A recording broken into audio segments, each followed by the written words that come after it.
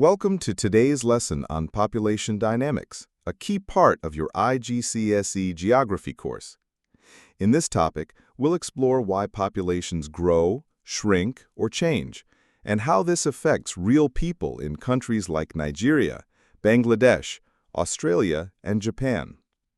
We'll break it down using key terms, visual tools like population pyramids, and practical case studies.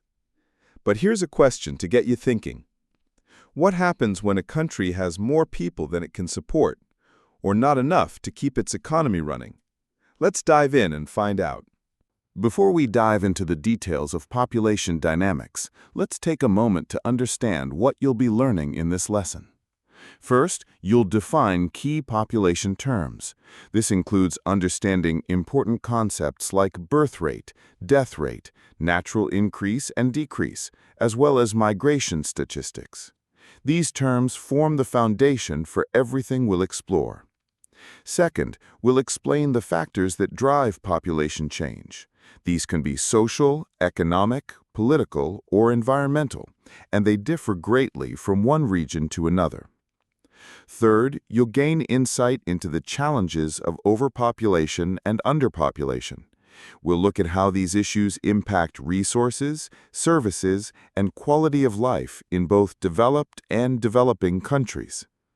And finally, you'll learn to interpret population models like population pyramids and the demographic transition model, essential tools for predicting trends and understanding how populations evolve over time. By the end of this lesson, you'll have the knowledge and analytical skills needed to assess population dynamics across different geographical contexts, and you'll be well prepared for your IGCSE Geography exam. Before we understand population change, we need to define a few key terms. Birth rate and death rate are measured per 1,000 people per year. If the birth rate is higher than the death rate, we call it natural increase. If more people are dying than being born, we call it natural decrease. These terms help us explain how a population grows or shrinks over time. Another important concept is population density. This tells us how crowded or spread out a population is in a given area. So, why do populations grow in some parts of the world? The reasons are often linked to social, cultural, medical, and technological factors. Let's start with social and cultural influences. In some countries, religious beliefs encourage large families. For example, Roman Catholic traditions in the Philippines discourage contraception. In agricultural societies, children are seen as economic assets who can help work the land. In regions like parts of India, there's often a cultural preference for sons, leading families to have multiple children in hopes of having a boy. Limited access to education and empowerment for women also plays a role, reducing the use of family planning. And in countries like Niger, where the average age of marriage for women is just 15.7 years, early marriage often results in more children over a lifetime. Now, let's look at medical and technological advances. Improvements in maternal and infant health care mean that more babies survive. Vaccination programs have eliminated deadly diseases. For example, smallpox has been eradicated globally. Access to clean water and better sanitation has significantly reduced waterborne diseases like cholera. And thanks to agricultural innovation, there's more reliable access to food, reducing malnutrition and supporting larger populations. All of these factors combine to increase birth rates or reduce death rates, leading to population growth. Let's explore the demographic transition model, or DTM, a powerful tool used by geographers to explain how populations change over time. The model is divided into 5 stages, each showing shifts in birth rates, death rates, and overall population size. Stage 1 is called high stationary. Here, both birth rates and death rates are extremely high, keeping the population size stable but low. This stage reflects pre-industrial societies. Think remote tribal communities in Papua New Guinea, where high infant mortality rates are offset by large families. In Stage 2, early expanding, death rates begin to fall rapidly thanks to improvements in healthcare, sanitation, and food supply. However, birth rates remain high, causing the population to grow quickly. Niger is a modern example, with a population growth rate of over 3.8% per year. Stage 3, late expanding, marks a shift. Birth rates start to decline due to family planning, women joining the workforce, and urbanization. This slows population growth and creates what we call a demographic dividend, a large working-age population that can boost economic development. India is in this stage today. In Stage 4, known as low stationary, both birth rates and death rates are low. Population growth stabilizes or slows slightly. However, challenges arise, especially an aging population that places pressure on healthcare and pensions. The UK is a good example, with a fertility rate of just 1.6. Finally, Stage 5, declining, sees birth rates fall below death rates, leading to natural population decline.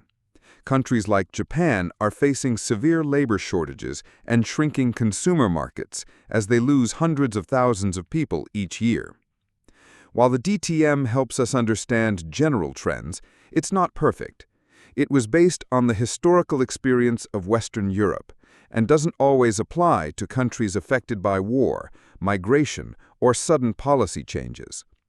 Understanding the DTM allows us to compare population trends across countries and better prepare for the challenges of our future global population.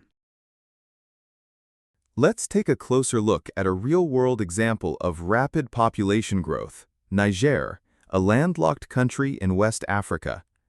Niger currently has the highest fertility rate in the world, with women giving birth to an average of 6.8 children. As a result, its population is growing at a staggering 3.8% annually.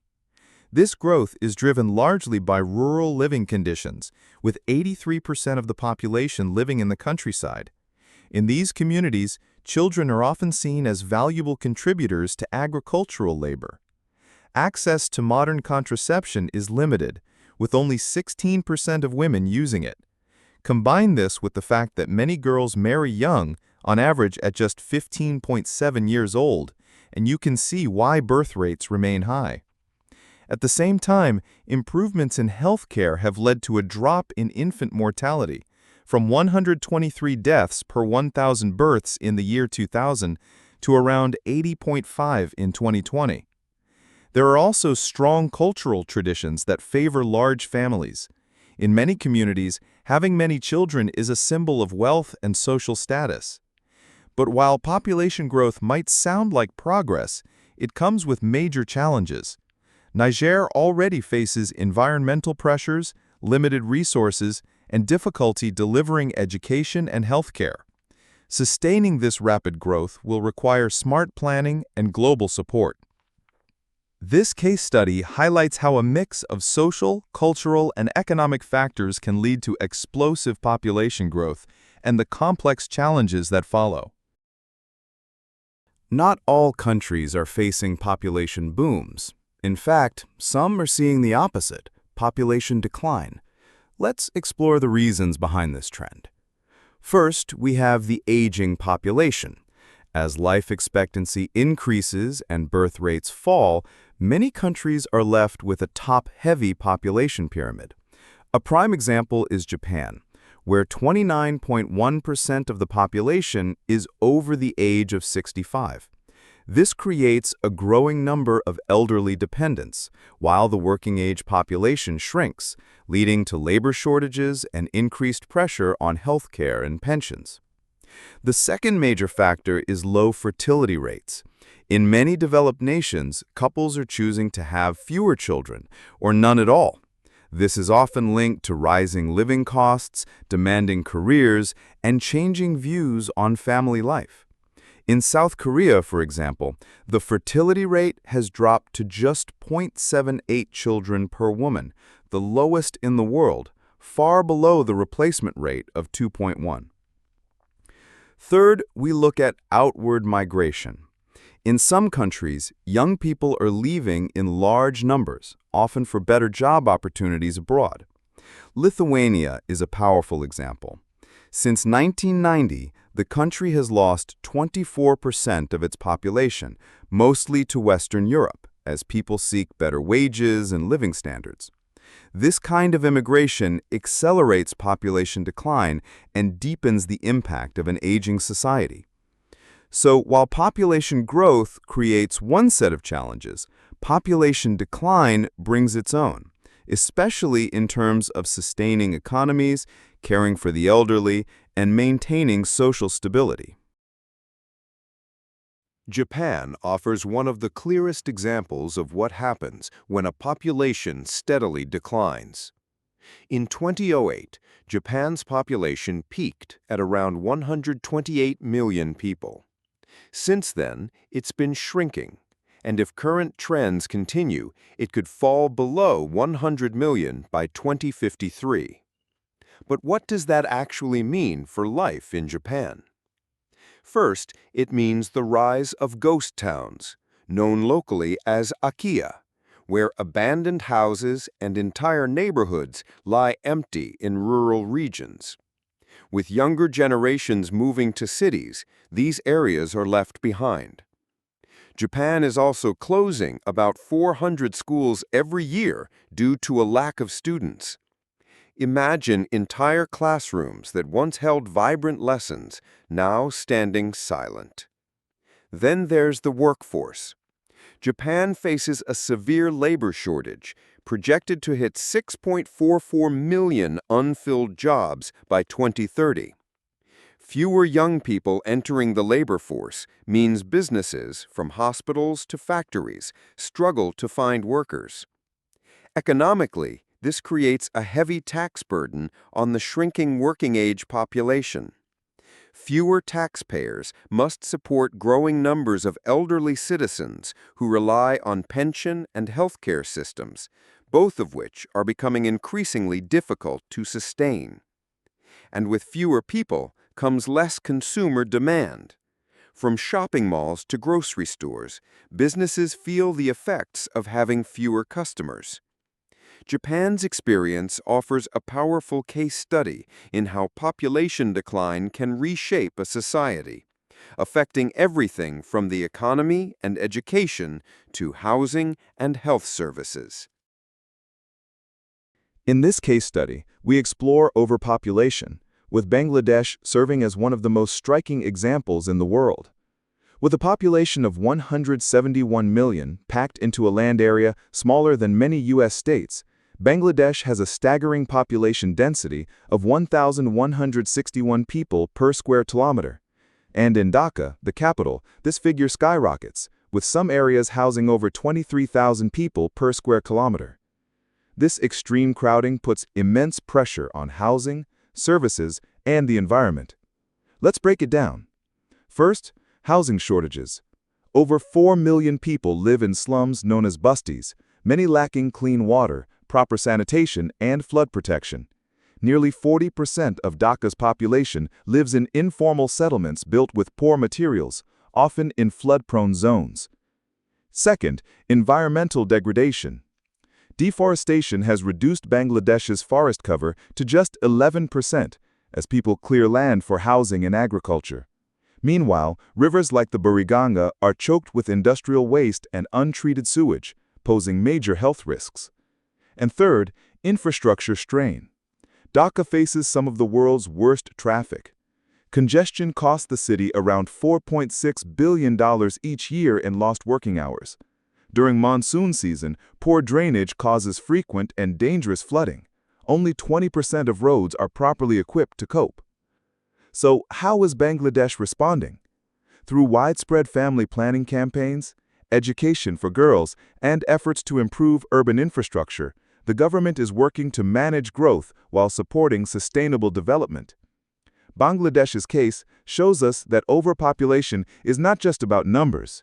It's about how those numbers impact real lives, real systems, and the environment. Let's explore Australia, one of the best examples of an underpopulated country in the world. With just 3.4 people per square kilometer, Australia has one of the lowest population densities globally. But this doesn't mean it lacks people entirely. In fact, over 86% of Australians live in urban areas along the coast, leaving the vast interior regions, known as the outback, mostly empty. This imbalance causes several challenges. First, labor shortages. Rural areas and industries like agriculture and mining often can't find enough workers, even with high wages. Some mining jobs pay over 100,000 Australian dollars yet remain unfilled. Second, Australia's natural and economic resources are underutilized. Despite having 31% of the world's uranium reserves and large renewable energy potential, there simply aren't enough people in the right areas to develop them fully.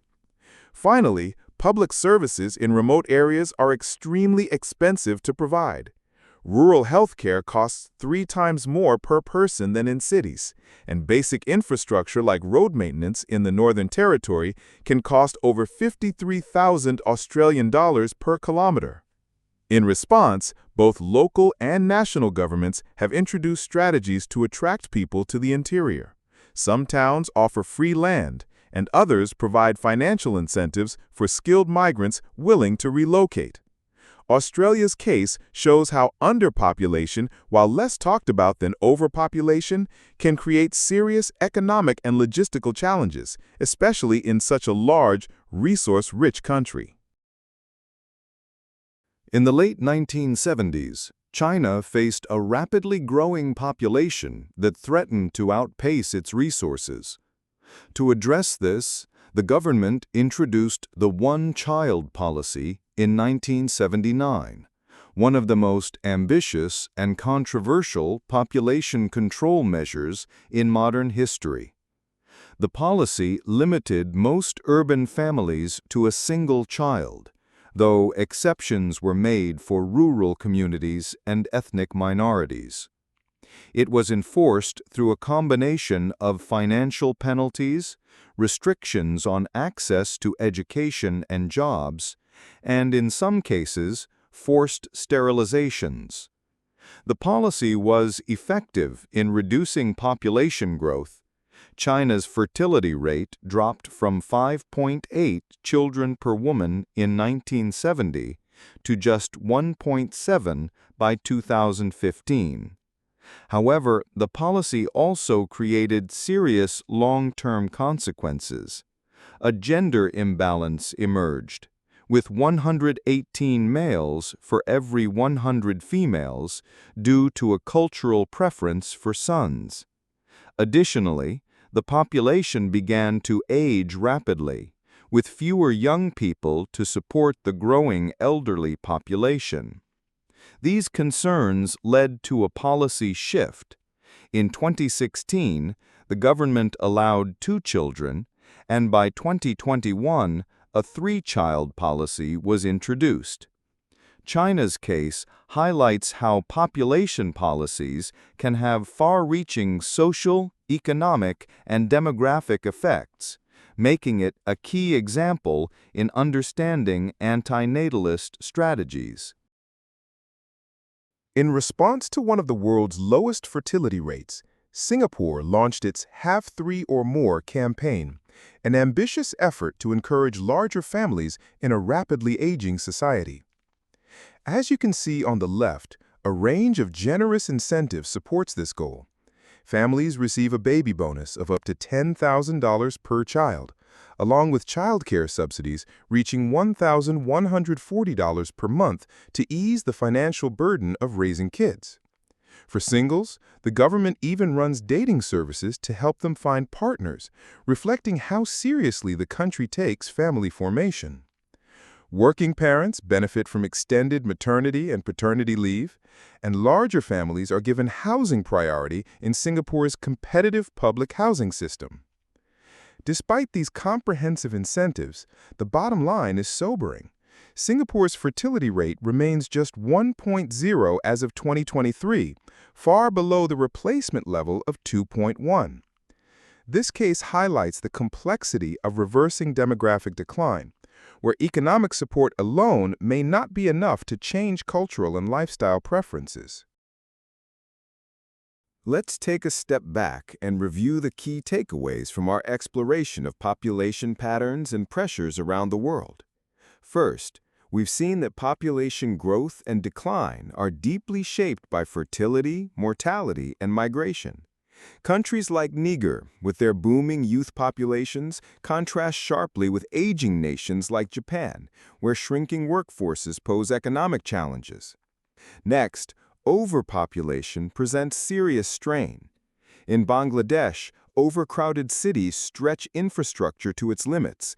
Housing is scarce, sanitation is poor, and the environment suffers under the weight of human activity. On the flip side, underpopulation creates its own pressures. Countries such as Australia and Lithuania face labor shortages, abandoned rural areas, and soaring costs to maintain services in sparsely populated regions. Finally, we examined population management strategies. Some, like China's one-child policy, drastically curbed growth, while others, like Singapore's incentives for larger families, aim to reverse fertility decline. Yet results vary, revealing just how complex and cultural these issues really are. As we wrap up, remember this: understanding population dynamics is crucial to shaping sustainable development, protecting our environment, and improving human well-being. With this knowledge, we can work toward building smarter, more equitable futures for everyone. Thanks for watching. Today we explored population dynamics under IGCSE Geography 0460. If you found this helpful, don't forget to like, subscribe, and drop a comment below. I'd love to hear your thoughts or questions.